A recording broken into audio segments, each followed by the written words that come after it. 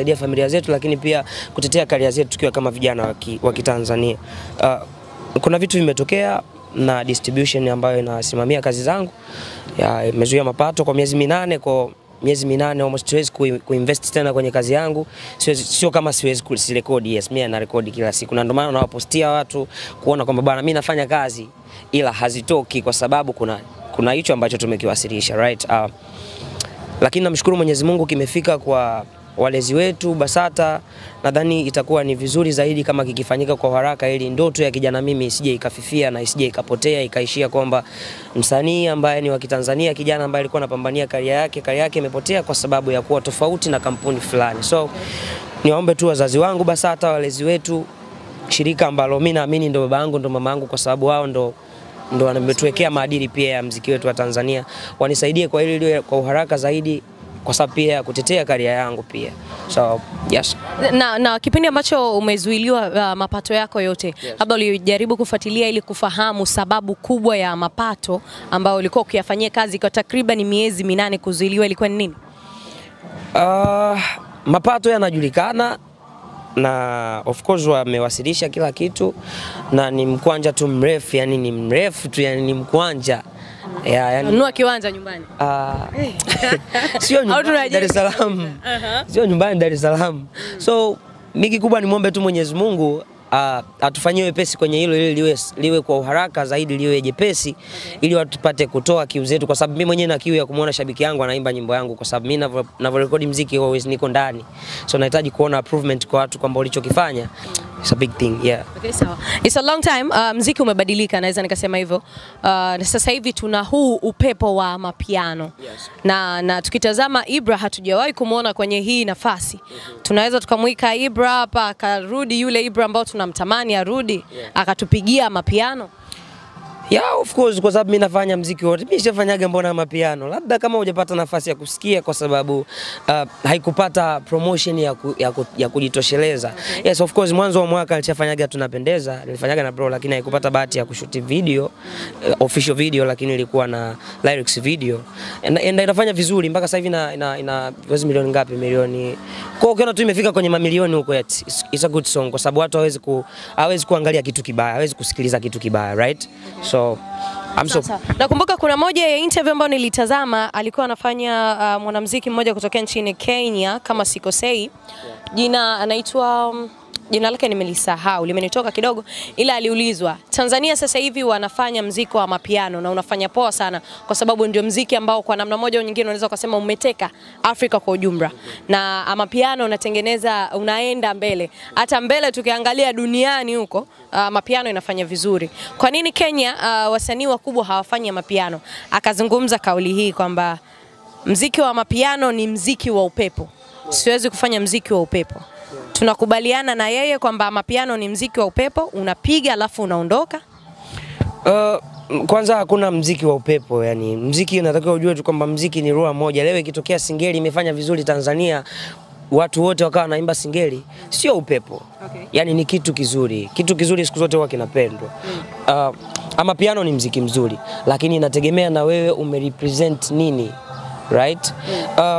Ama piano nyingi nasemaga sio nzuri kwa sababu wengi wanaimba tu pombe, kulewa, na nini, yani ni vitu tu kwamba yani wewe unahamasisha tu mambo ya pombe tu muda wote. Mkumbuke kwamba kuna watu mtaani kule mmeacha, wanataka kusikia muziki, wanahitaji kusikia mmeimbia yale maisha yao ambao wao wanaishi. That's it. Yani mimi ndio hicho nacho doubt kwenye mapiano, lakini kusema mapiano ni muziki mbaya, na kuna wengine nasikia wanasema mapiano inaua bongo flava. That's not true, kwa sababu bongo flava ni bongo flava na mapiano ni ya mapiano. Ukitaka kuapprove watu wrong, fanya kitu kikubwa kwenye bongo flava. Watu watapenda. Always binadamu ameumbwa kupenda vitu vizuri tu. Na ndio maana binadamu ukimkwaza kwenye chochote kibaya, hawezi kuwa sawa na wewe hata kidogo. Yes. Sasa lakini sasa hivi tukitazama kwenye hiyo kauli ya watu ambao wanasema mapiano imeua bongo flava. It's true, tukitazama mapiano imetake over, hatusikii ule muziki ambao tumeuzoea kwa Watanzania wenzetu, hatusikii ile ladha ya muziki ambao tumeizoea kuisikia kwenye masikio yetu. Kuna vitu ambavyo tumevizoea kuvisikia lakini hatuvisikii. Kwa maana hiyo wale ambao wameongeeva wanaonyesha kama kuna ukweli hapo kati. Sasa hapo kuna utofauti. Unajua kuna kufa na Yani hapo alongea hivyo ni kitu ambacho kwanza ni kitu cha ajabu. Yani Bongo Flava haiwezi kufa. Ni kwamba ikifa Bongo Flava muziki wa Tanzania unakuwa ni amapiano. Ya Bongo Flava ipo kama Bongo Flava. Kwa anayejisikia kufanya Bongo Flava anafanya kwa kipande chake. Na anayejisikia kufanya amapiano, yes, anaweza akafanya kwa sababu ni business. Yeye amejiona yuko huko, anaweza kupata chochote huko. Yeah, so it depends. Na nakumbuka niliangalia kwenye Insta story ya Sheta, alisema sasa ni muda wa kurudisha mziki wa Bongo Flava. Na tumeona kachia ngoma pale juzi kama sikosei. Ngoma yake ni nzuri na inafanya vizuri. Kwenye hili unahisi tuna uwezo wa kuiondoa mapiano tukairudisha Bongo Flava kwenye chati ambao tulikuwa tunaiweka tangu hapo mwanzo? Bongo Flava mbona ni mziki mkubwa sana jamani. Ila sasa umeshuka, tukiangalia kule tunaona mapiano tu. Umeshuka kwa sababu vizazi ambavyo vinaipresent Bongo Flava hawafanyi Bongo Flava, right? Wenda wameamini kwamba uko wanakofanya ndo kuliko na manufaa zaidi, right? Lakini Bongo Flava haiwezi kufa, yani ni never. Yes. Tunawaambia nini kaka zako? Maana asilimia kubwa ya watu ambao huwa wanafanya hivi vitu ni kaka giant umewakuta kwenye industry. Nini ambacho tunawaambia? Cha kuwaambia tu ni kwamba wafanye tu kitu kizuri. Yani mimi haijalishi wewe umefanya kwenye engo gani. Fanya tu kitu kizuri.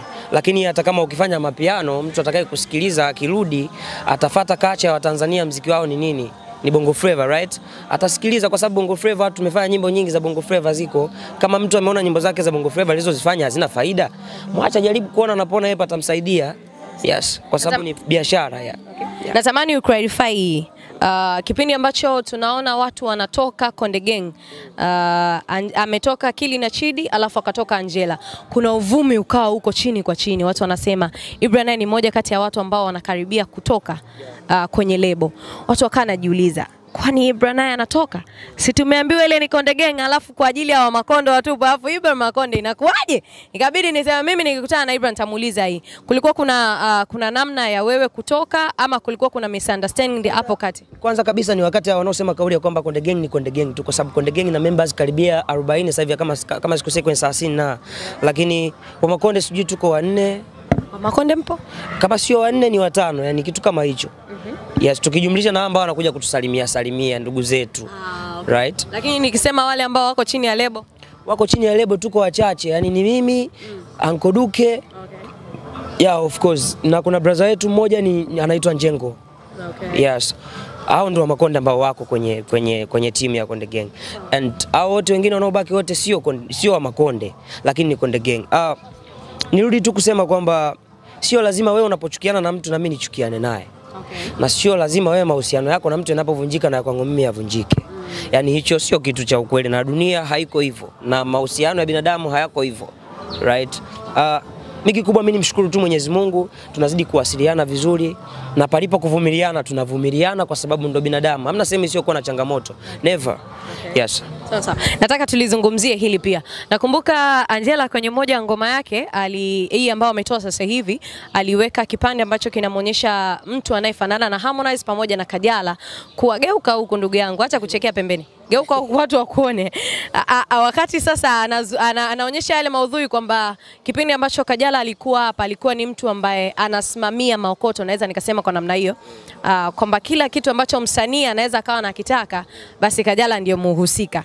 Kuna ukweli wowote kwenye hili kwamba Kajala alikuwa anawazuia baadhi ya watu kuchukua pesa kwa Konde? That's crazy. Mimi ninachoamini ni kwamba wakati Kajala yuko Konde Gang, yeye ndo alikuwa mtu ambaye anayo mapato yote, yani like bro akipata chochote basi hata ukimfuata muda mwingine atakwambia like mfuate meneja, kwa sababu hata mimi niliposti nikasema ndo meneja.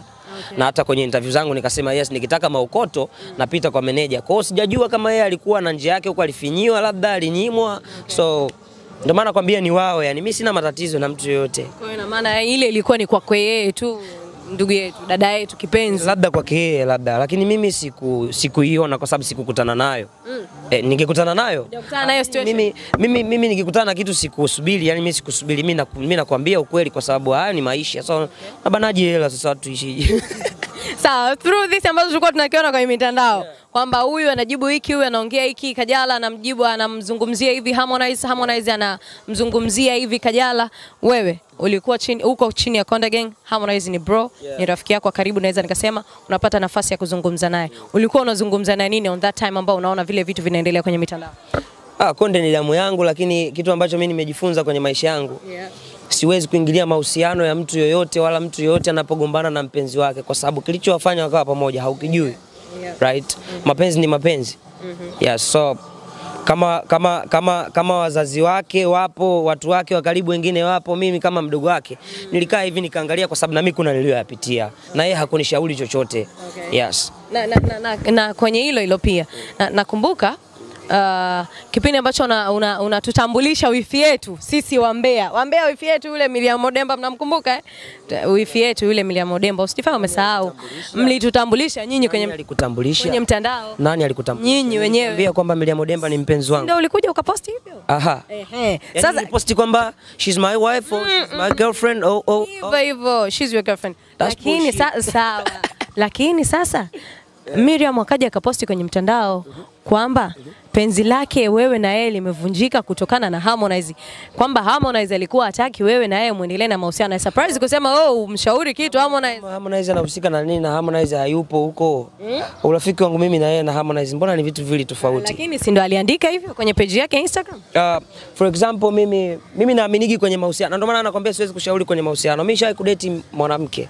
Harmonize akaja akanambia mdogo wangu hilo picha hapo hilo sio picha nzuri, lakini kwenye mapenzi hawashauriani. Mapenzi mimi nimempenda mtu, nimempenda mimi, na bado akaniona naye na maisha akazidi kuendelea, na mpaka nilipoamua mimi kwamba yani hii sio sawa, kwamba yani nimeambiwa na watu, lakini pia wewe mwenyewe umeniprove kwamba yani, kwa sababu mapenzi ni watu wawili, mapenzi sio domo la mtu mwingine wa pembeni.